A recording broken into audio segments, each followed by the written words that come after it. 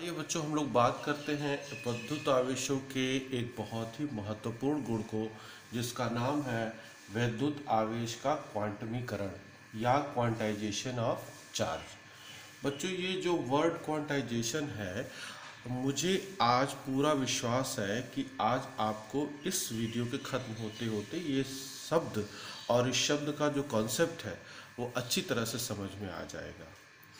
बच्चों, हम इस बात को समझाने के लिए एक छोटे से उदाहरण से शुरू करते हैं। हम यहाँ पे दो वस्तु ले रहे हैं, ए और बी। हमने इन दोनों वस्तुओं को आपस में घर्षण किया, जिससे इलेक्ट्रॉनों का स्थानांतरण वस्तु ए से वस्तु बी की ओर होने लगा। अब वस्तु बी पर इलेक्ट्रॉन पहुंच रहे हैं, इलेक्ट्रॉनों की अधिकता हो रही है, जबकि वस्तु ए पर इलेक्ट्रॉन की कमी हो रही है। मैं आपसे कुछ प्रश्न पूछता हूँ, जरा बताइए, यदि एक इलेक्ट्रॉन स्थानांतरित हुआ हो तो वस्तु ए पर कितना आवेश आएगा? बिल्कुल सही सोचा आपने, ई। अब आप कहेंगे ये ई क्या है? दरअसल एक इलेक्ट्रॉन पर जितना आवेश होता है उसे हम अभी के लिए ई मान रहे हैं, और इसका वैल्यू होगा 1.6 इंटू 10⁻⁻19 कूलॉम। इस न्यूनतम आवेश के इस न्यूनतम मान को हम मूल आवेश भी नाम देंगे, या इसको हम मूल क्वांटम भी कहेंगे। फिलहाल अभी आप ये जानिए कि जब एक इलेक्ट्रॉन का स्थानांतरण होता है तो ई चार्ज यानी ई आवेश का स्थानांतरण होगा, और ई का वैल्यू होगा 1.6 इंटू 10⁻⁻19 कूलॉम। अच्छा, अब अगर दो इलेक्ट्रॉन का स्थानांतरण होता है तो बिल्कुल सही सोचा आपने, तब वस्तु ए पर आवेश की मात्रा होगी 2e। और अगर तीन इलेक्ट्रॉन स्थानांतरित हुआ हो तो वस्तु पर ए पर आवेश की मात्रा होगी 3e। और अगर चार इलेक्ट्रॉन स्थानांतरित हुए हो तो, यानी इसी क्रम में आवेश की मात्रा बढ़ती चली जाएगी। अब हम बात करते हैं बी पर। यदि वस्तु ए से एक इलेक्ट्रॉन स्थानांतरित हुआ हो और बी पर गया हो तो बी पर कितना आवेश पहुंचेगा? सही समझा आपने, -e। और अगर दो इलेक्ट्रॉन स्थानांतरित हुआ हो तो -2e। और अगर तीन इलेक्ट्रॉन स्थानांतरित हुआ हो तो -3e एंड सो ऑन। इसका मतलब कि किसी भी वस्तु पर जो आवेश होगा वो या तो ±e होगा, या तो ±2e होगा, या तो ±3e होगा, या तो ±4e होगा, या कह लें कि वो इसकी वैल्यू होगी ±ne। जी हाँ, बिल्कुल सही समझा आपने। मैं इस क्वांटमीकरण के सिद्धांत से या क्वांटमीकरण का जो गुण है उससे मात्र ये बताना चाह रहा हूँ कि किसी एक वस्तु से दूसरे वस्तु में जब इलेक्ट्रॉन का स्थानांतरण होता है तो या तो एक इलेक्ट्रॉन स्थानांतरित होगा, या दो होगा, या तीन होगा, या चार होगा, लेकिन कभी आधा इलेक्ट्रॉन तो स्थानांतरित नहीं होगा ना। कभी 1.5 इलेक्ट्रॉन तो स्थानांतरित होगा नहीं, कभी फ्रैक्शन में तो इलेक्ट्रॉन नहीं ना स्थानांतरित होगा। इसीलिए इसका मतलब ये हुआ कि किसी भी वस्तु पर जो आवेश आएगा वो ई का पूर्ण गुणज होगा। देखिए, तो इसका अर्थ ये हुआ कि वैद्युत आवेश के क्वांटमीकरण का जो सबसे पहला निष्कर्ष निकल रहा है वो ये है कि किसी वस्तु का कुल आवेश, चाहे वस्तु ए बोलिए चाहे वस्तु बी बोलिए, आवेश के मूल क्वांटम, जिसको हम ई भी बोल रहे हैं, मूल क्वांटम का मतलब होता है आवेश के न्यूनतम मान ई का पूर्ण गुणज होता है। गुणज का मतलब कि ई में एक का गुणा, दो का गुणा, तीन का गुणा, चार गुणा, जैसे ई 2e 3e 4e ऐसे करके। तो इस प्रकार किसी वस्तु पर आवेश का कुल मान का फार्मूला होगा Q = Ne। अब आप सोचेंगे ये सर फार्मूला कहाँ से आ गया? दरअसल ये फार्मूला यहीं से आया है। अगर आप इस सीरीज को जनरलाइज करते जाएं तो आप अंत में आपको क्या मिलेगा? ±Ne।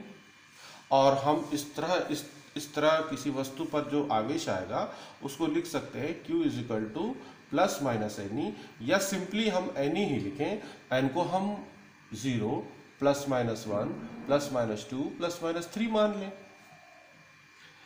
ये रहा बच्चों क्वांटाइजेशन का मूल बात। लेकिन अब शायद अभी भी आपको ये लग रहा हो कि क्वांटाइजेशन क्या है। क्वांटाइजेशन दरअसल बच्चों काउंटिंग के लिए यूज होने वाला एक शब्द है।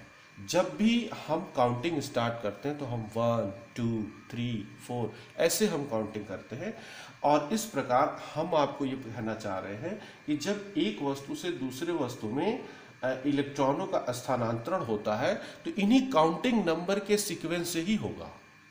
या तो एक किसी वस्तु से दूसरे वस्तु में इलेक्ट्रॉन एक स्थानांतरित होगा, या 2 होगा, या 3 होगा, या 100 होगा, या 1000 होगा, लेकिन कभी ऐसा नहीं हो सकता कि एक वस्तु से दूसरे वस्तु में आधा इलेक्ट्रॉन स्थानांतरित हुआ हो या 2.5 इलेक्ट्रॉन स्थानांतरित हुआ हो। ऐसा नहीं हो सकता। अब अगर ऐसा नहीं होगा, इसका मतलब ही किसी वस्तु पर जो आवेश होगा वो E का पूर्ण गुणज होगा, अर्थात Q बराबर Ne होगा।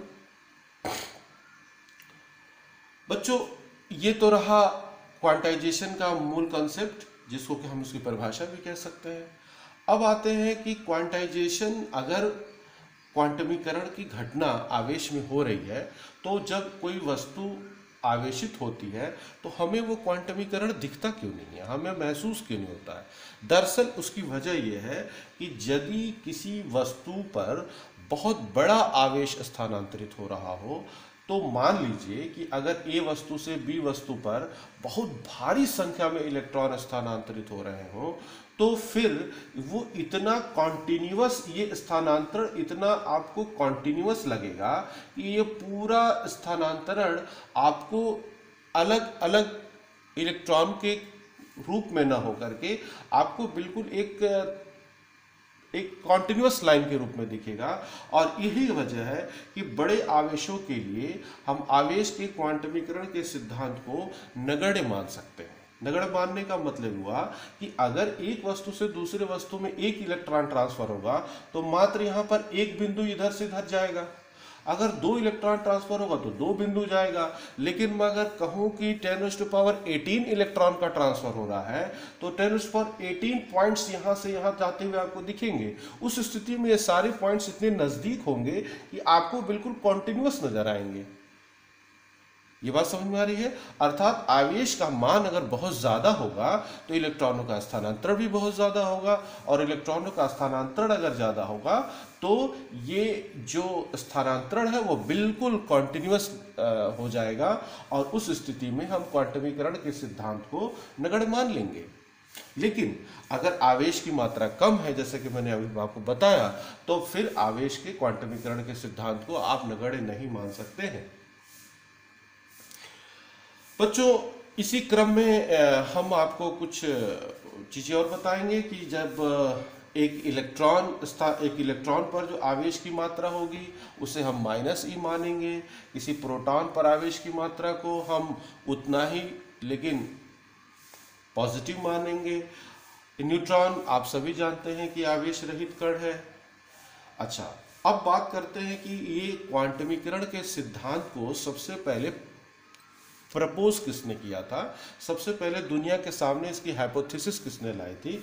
उनका नाम था Faraday. Faraday was the first person who proposed about the quantization of electric charge. लेकिन फैराडे ने इस बात को दुनिया के सामने लाया तो, लेकिन ये इसे एक्सपेरिमेंटली प्रयोग करके सिद्ध नहीं कर सके। लेकिन उसके बाद आए एक और साइंटिस्ट जिनका नाम है मिलिकन, और उन्होंने एक एक्सपेरिमेंट किया, मिलिकन ऑयल ड्रॉप मेथड। और मिलिकन ऑयल ड्रॉप मेथड से उन्होंने दुनिया को यह सिद्ध करके बता दिया कि दरअसल जब किसी एक वस्तु से दूसरे वस्तु में आवेश का स्थानांतरण होता है तो वो E के पूर्ण गुणज के रूप में ही होता है, या किसी वस्तु का जो आवेश होता है वो E का पूर्ण गुणज ही हो सकता है। तो इस प्रकार आवेश के क्वांटमीकरण के सिद्धांत को एक्सपेरिमेंटली प्रूव करने का क्रेडिट किसको जाता है? मिलिकन को। अब ये प्रकृति का एक मूल नियम है, ये तो आपको बताया ही गया है। लेकिन एक बात बड़ी खूबसूरत है, बड़ी अद्भुत है यहाँ पर बच्चों, ये प्रकृति के इस नियम की अभी तक व्याख्या नहीं हो पाई है। ऐसा मतलब ऐसा क्यों होता है ये नहीं हो पाया है। अब आप कहेंगे अगर व्याख्या नहीं हो तो हम समझ क्या रहे हैं? दरअसल हम इस प्रक्रिया को समझ रहे हैं कि आवेश का स्थानांतरण कैसे होता है, लेकिन आवेश का स्थानांतरण क्यों ई के रूप में ही होता है, क्यों आवेश का जो क्वांटम है वो ई के रूप में ही स्थानांतरित हो रहा है, ये अभी तक एक्सप्लेन्ड नहीं है। इसकी न एक्सप्लेन होने की एक और वजह है बच्चों कि आप ये सोचते होंगे या आपके दिमाग में आता होगा कि जब एक वस्तु से दूसरे वस्तु में हो सकता है द्रव्यमान का भी स्थानांतरण होता हो। तो एक बात मैं आपको बता दूं बच्चों कि जिस तरह से आवेश का क्वांटीकरण का सिद्धांत होता है, ठीक उसी प्रकार से द्रव्यमान के क्वांटमीकरण का कोई सिद्धांत नहीं होता है। द्रव्यमान, द क्वांटाइजेशन ऑफ मास, ये अभी भी इस प्रकृति में ऑब्जर्व नहीं किया गया है। बच्चों यहां पर मैं आपको एक बार समराइज कर दूं। समराइजेशन मात्र यह है कि क्वांटमीकरण का मतलब ये हुआ कि जब एक वस्तु से, अच्छा ये क्वांटमीकरण आप जो मूल बात है ये समझेंगे कैसे, इसको समझने के लिए मात्र आप एक ही चीज को आपको ध्यान देना है, वो ये है कि कोई वस्तु आवेशित कैसे होती है। वस्तु आवेशित होती है इलेक्ट्रॉनों के स्थानांतरण से। अब वस्तु से इलेक्ट्रॉन अगर स्थानांतरित हो रहे हैं तो या तो एक इलेक्ट्रॉन स्थानांतरित होंगे, या तो 2, या तो 3, या तो 4, या तो 100, या तो 1000, या तो 1 लाख, या तो 1 करोड़। मेरी बात समझ रहे हैं? इसका मतलब ये हुआ कि आवेश, किसी वस्तु पर जो आवेश आएगा वो ई का मल्टीपल ही होगा। और यहाँ ये मल्टीपल प्लस भी हो सकता है, माइनस भी हो सकता है। प्लस कब होगा? जब वस्तु पर इलेक्ट्रॉन की कमी होगी। माइनस कब होगा? जब वस्तु पर इलेक्ट्रॉन की अधिकता होगी। धन्यवाद।